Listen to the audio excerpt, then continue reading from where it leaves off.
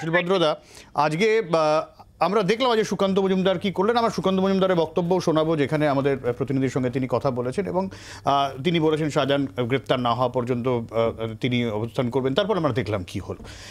তৃণমূল কংগ্রেসের একটাই দাবি, এটা নিয়ে বিজেপি স্রেফ রাজনীতি করছে। যদি এরকমই হয়ে থাকে তাহলে এতদিন ধরে তারা কেন বললেন না? আমি করতনের কাছেও আসবো এই কারণে, কারণ তৃণমূল এই প্রশ্নও বারবার তুলছে যে নিরাপদ সর্দারের মতন লোকেরা, তারা তো জানতেন, তারা এলাকার লোক, তারা কেন এইটা নিয়ে আগে কেন কথা বললেন না, এখন কেন কথা বলা হচ্ছে? কোথাও কি একটা ভোটের ইস্যুর দিকে গোটা চলে যাচ্ছে? না, বিষয়টা হচ্ছে দেখুন, অভিষেক যেটা দিয়ে বললো তাহলে আবার সেটারই পুনরাবৃত্তি করতে হয়। যদি কোনোটাই না থাকে তাহলে পরে এগুলোকে মেনে নিয়ে করা হচ্ছে। জমি ফেরত হচ্ছে কেন? তাহলে লিজের টাকা ফেরত হচ্ছে কেন? তাহলে ধর্ষিতা মেয়েদের এফআইআর হচ্ছে কেন? সুতরাং ওদের এই কথাগুলো, কোন রাজনৈতিক দলের নেতার এই কথা শুনবো বলুন তো? যে দলটার কোনো নেত্রী বলেন যে ধর্ষণের প্রমাণ কোথায় আছে, ভিডিও কোথায়, ধর্ষণের ভিডিও দেখতে চায়, কি আনন্দে দেখতে চায় জানি না, যে দলের নেতা ধর্ষিতার মুখ দেখতে চায়, কিভাবে ধর্ষিতা হচ্ছে জানতে চায়, সে দলের নেতারা কি বলবেন সেটা নিয়ে কোনো কথা বলা যায়?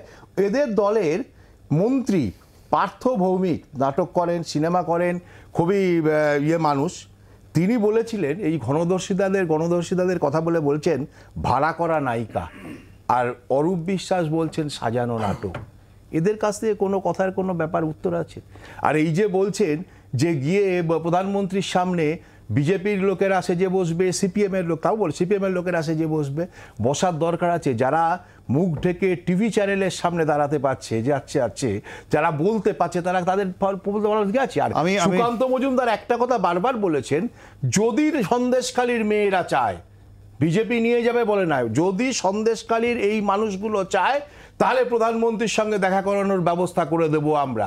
সন্দেশখালীর মেয়েদের আমরা নিয়ে যাব, কিন্তু একবারের জন্য। আমি আসবো মৃত্যুঞ্জয়, যত তাড়াতাড়ি চলে আসবে আমি উত্তরগুলো নিতে পারবো। আমি কলতনের কাছে আসবো। কলতন, অর্থাৎ হচ্ছে যে নিরাপদ সর্দার শাহজাহানের ঠিকানাটা বলে দিয়েছিলেন বলেই ওনার জায়গাটা তো এখন জেলে হয়েছে, এবং পুলিশ মুখে স্বীকার করুক বা না করুক, যদি ওনার বলে দেওয়া জায়গাটায় অন্তত গিয়ে খোঁজ খবরটা করার মতো সৎ সাহস তাদের থাকতো, তাহলে এতদিনে শাহজাহান জেলের ভেতরে থাকতেন, এটা তো সবাই জানে। কিন্তু আমার খারাপ লাগছে হচ্ছে যে মুখ্যমন্ত্রীর পারফরমেন্সটা আগের থেকে অনেক খারাপ হয়ে গিয়েছে।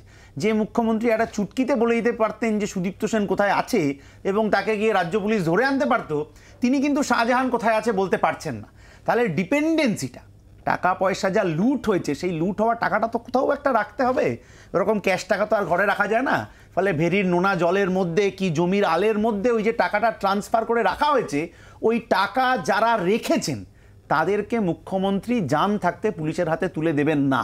সম্ভবত এই যা তাড়াহুড়ো হচ্ছে, ডিজি যাচ্ছেন, এ যাচ্ছেন, ও যাচ্ছেন, একটা কিছু হতে পারে যে রাজ্য পুলিশের হাতে গিয়ে শাহজাহান ধরাটা পড়লো। ডিজি যে রাতে গিয়ে ওখানে থাকছেন বিরাট খবর হচ্ছে, এটা আসলে পুলিশের ডিজির পে ব্যাক টাইম। কার হাতে পড়বে? রাজ্য পুলিশের হাতে তো ধরা পড়বে শাহজাহান। ইডি সিবিআই এর হাতে তো ধরা পড়ার কথা ছিল। ঘটনাটা যেখান থেকে ফ্লেয়ার আপ করলো তাতে তো প্রথম ধরা পড়ার কথা তো ইডি সিবিআই এর হাতে। দুরকম কথাই বলতে হবে, কারোর খারাপ লেগে কিছু করার নেই। রাজ্য পুলিশের ইন্টেলিজেন্স খবর দেবে না শাহজাহান কোথায় আছে। সেন্ট্রাল ইন্টেলিজেন্স আমাদের রাজ্যে কাজ করছে, তো তারা কি খবর দিল না কিন্তু। বাংলার আওয়াজ, বাঙালির আবেগ, জি 24 ঘন্টা।